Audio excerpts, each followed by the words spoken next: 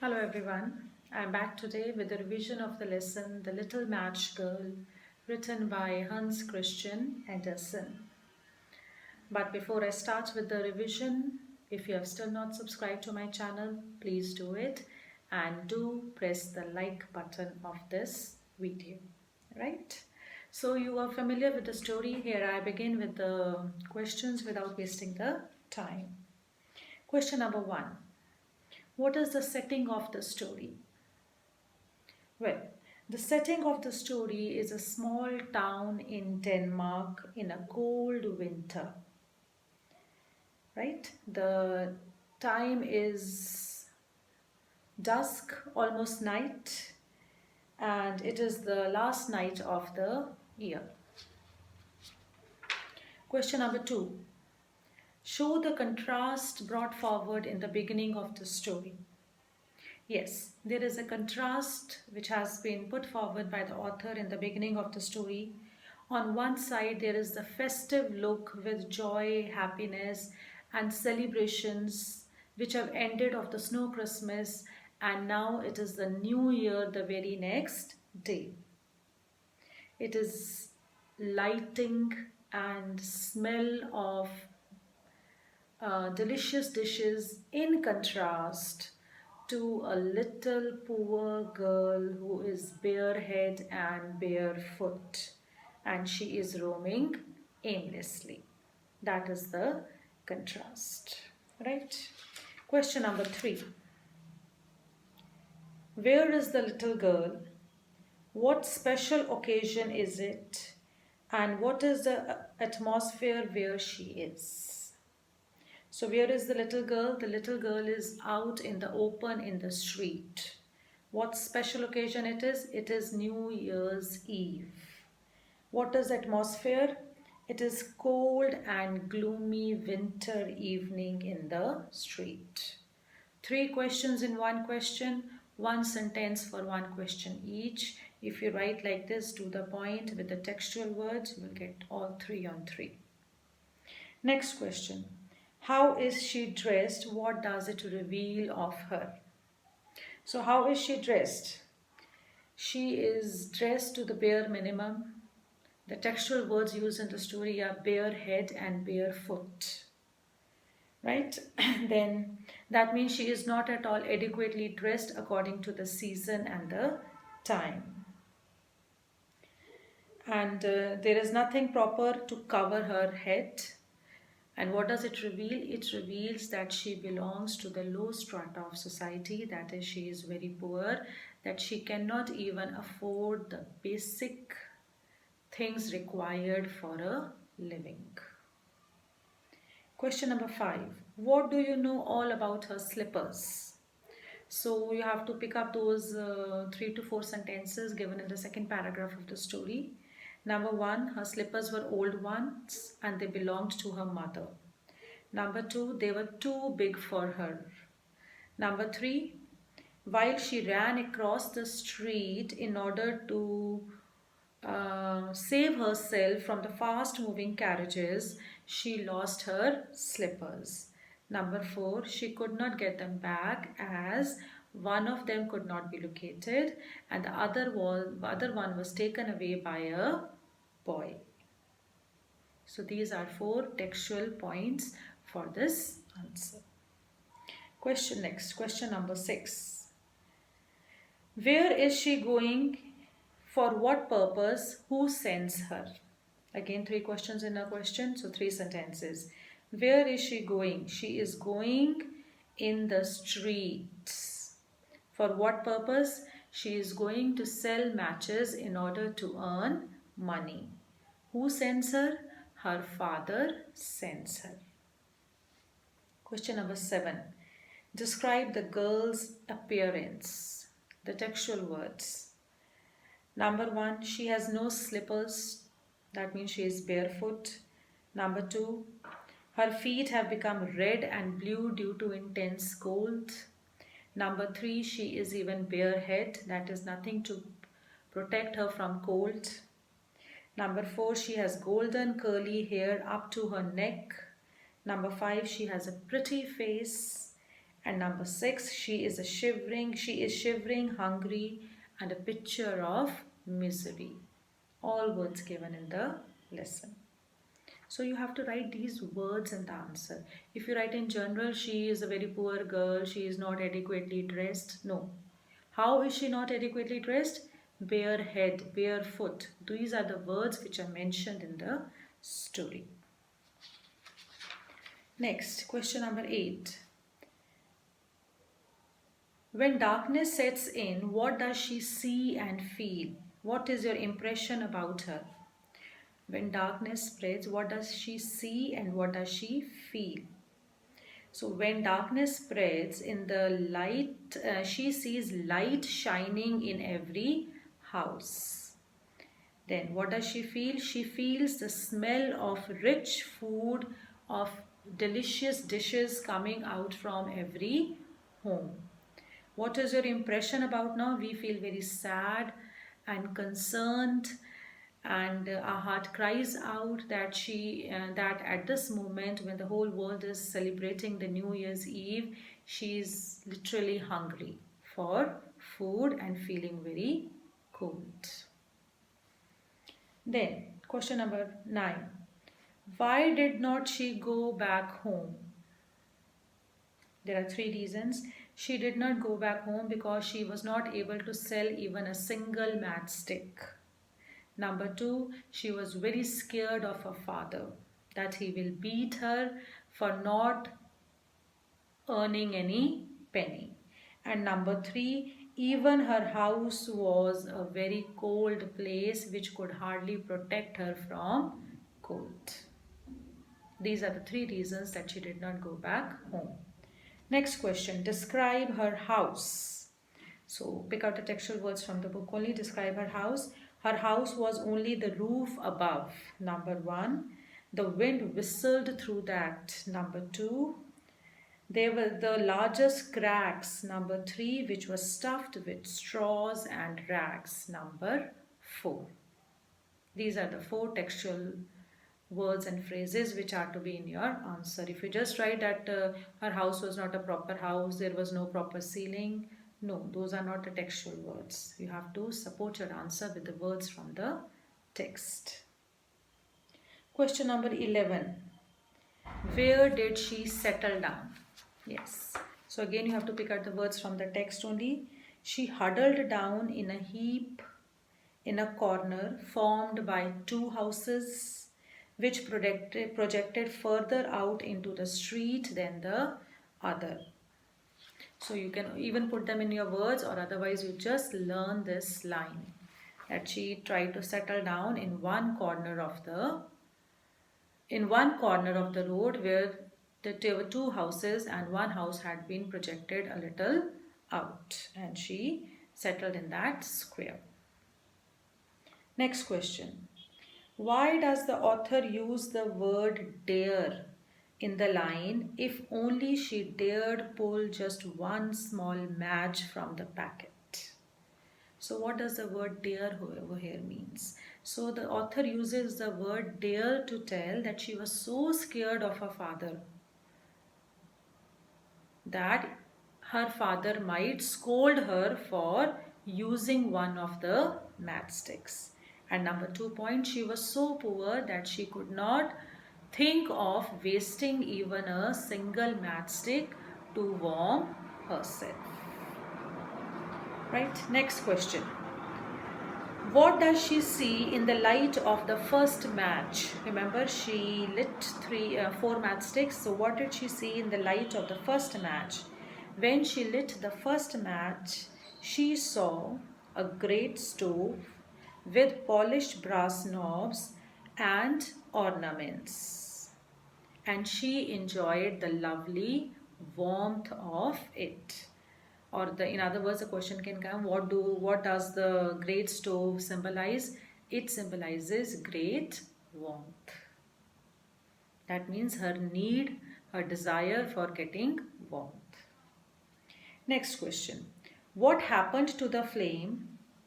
What else happened with it? Was there really an iron stove in front of her? Again, 3 questions in one question. What happened to the flame? All of a sudden, the flame died out. The light of the fire was put out. What else happened with it? Along with it, the burning stove also disappeared.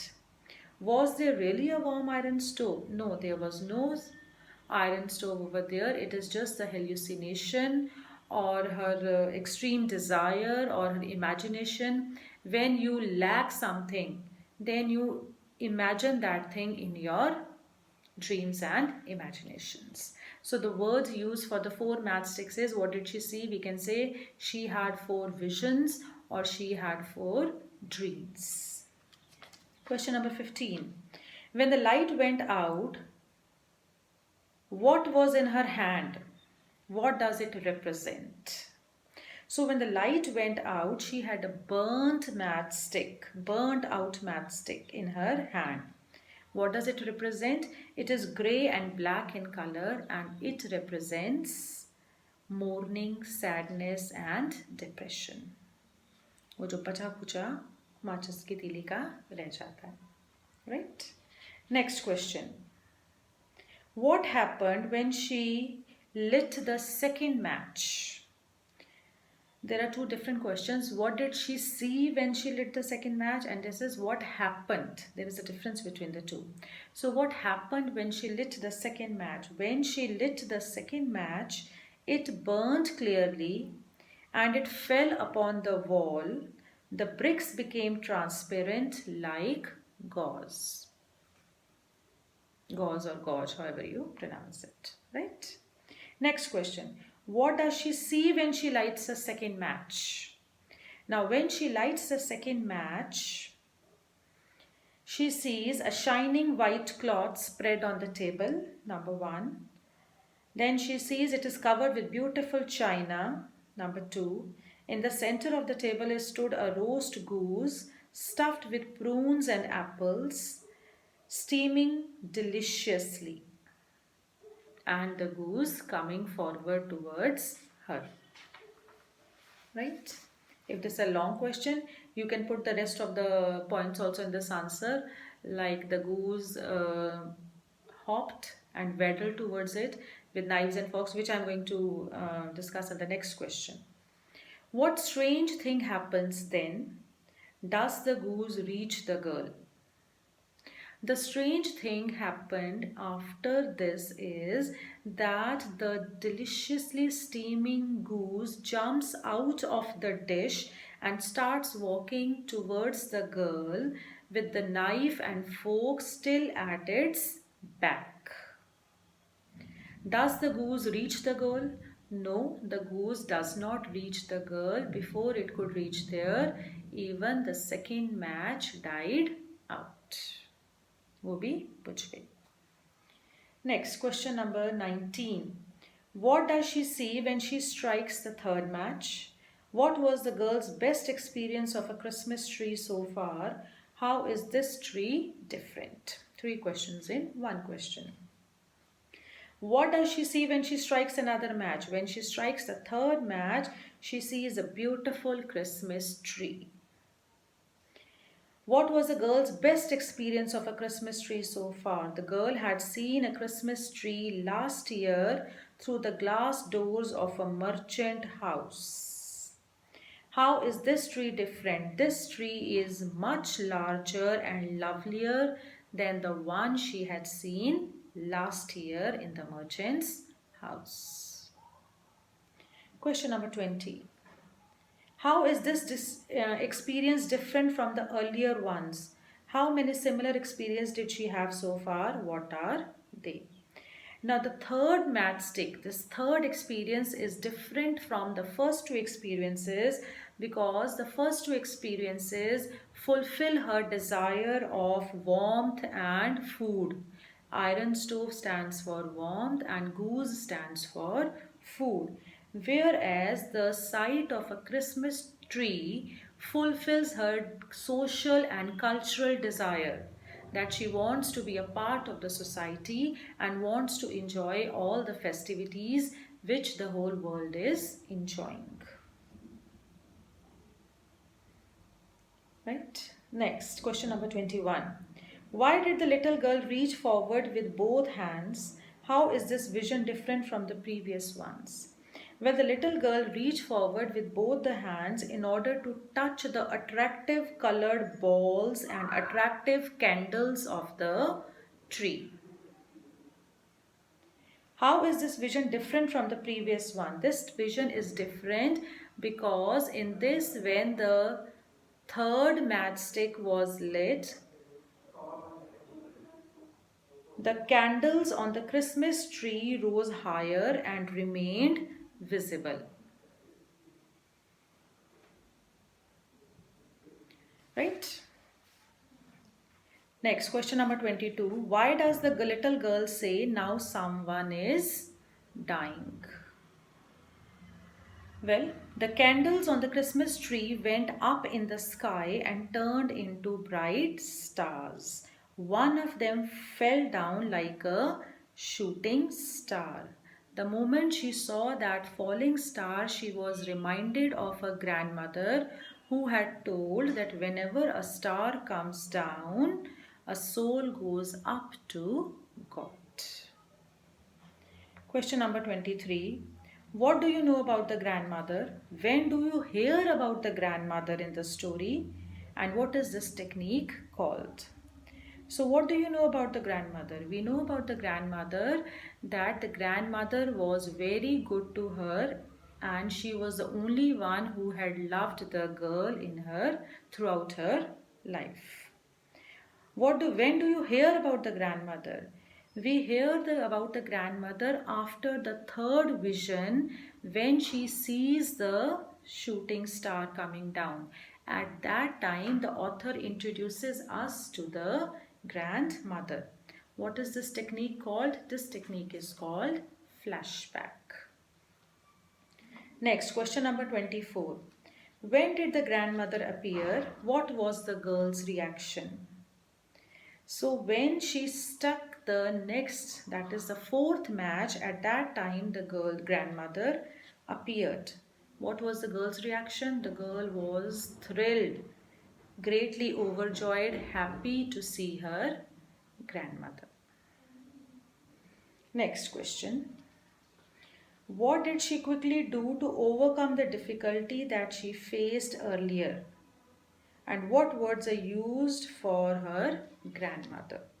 So what did she quickly do to overcome this difficulty? Which difficulty? What if the fourth match also dies out? She decided to quickly light all the matches together so that the light should not go out very soon and she can get enough time to spend with her grandmother.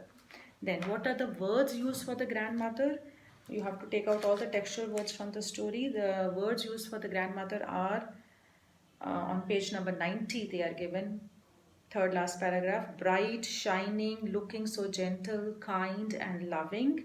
And then the last paragraph. Beautiful and very stately. These are the words used for the grandmother. Right? Next, question number 26. Why do you, why do the people neither, sorry,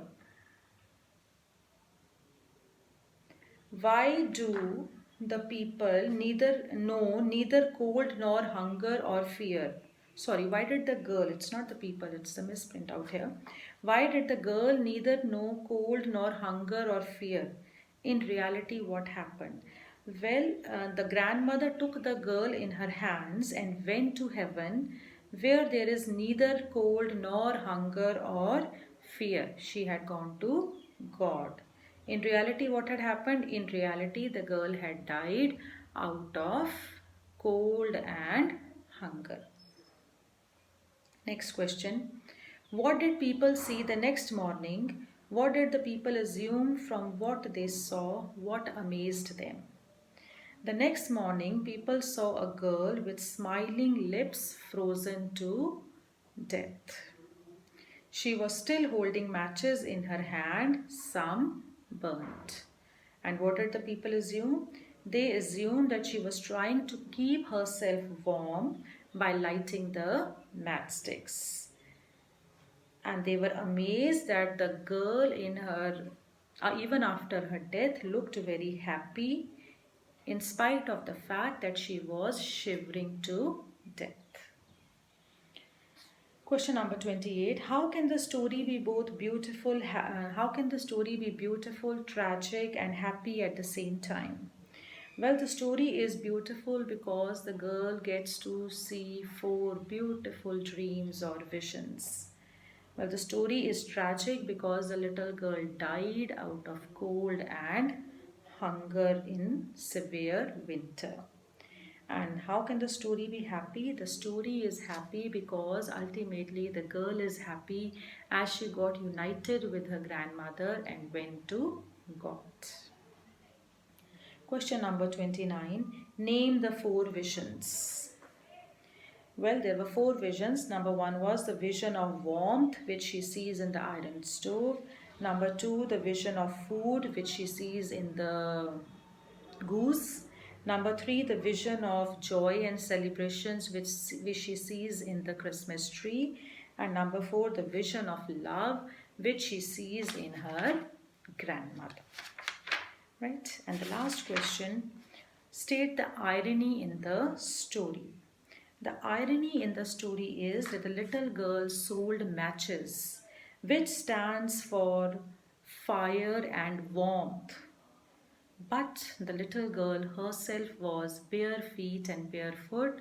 She could not get any warmth either from cold or from her relatives and her father. She was all alone in this world. Right? So I hope with my these 30 questions you would have revised the lesson along with me with full textual words. Still, if you have not subscribed to my channel, please do subscribe it and give a thumbs up after listening the whole video. Bye-bye.